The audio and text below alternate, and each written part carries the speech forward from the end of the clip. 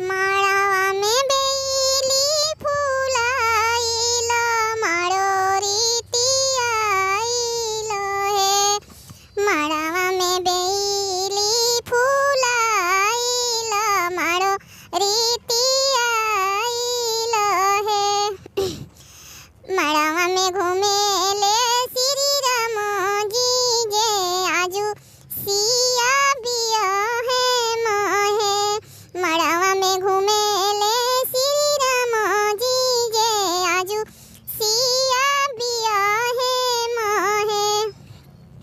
माड़ावा के होते होते बोलेली सिया हो बेटी धीरे राहु आवा रोसा बुरे राहु है।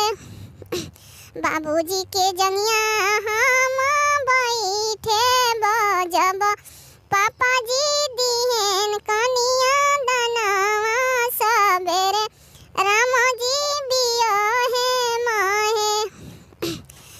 कलशा के होते होते बोलेली सिया हो बेटी बचन नु है। धीरे रहुए प्रभु जी धीरे रहु आवा रोसा बुरे रहु है। जब पापा जी दिहन कनिया दनवा सबेरे प्रभु बिया है बहे। एतने बचन राम जी सुने निहसे नी मुस्काई आए। एतने बचन श्री राम सुने निहसे नी मुस्काई नु है। धीरे रहुए प्रभु जी धीरे रहु आवा रोसा बुरे रहु है।